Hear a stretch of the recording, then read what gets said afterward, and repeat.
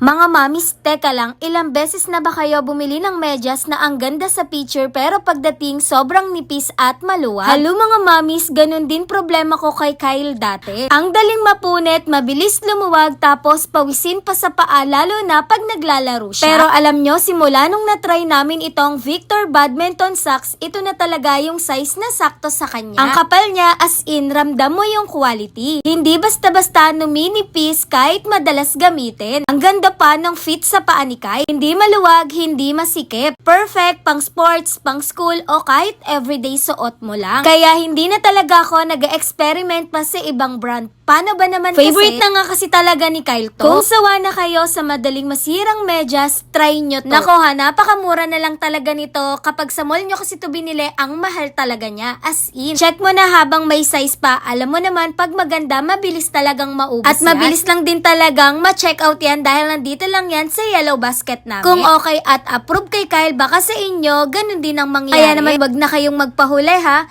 Yun lang. Thanks for watching. Bye-bye.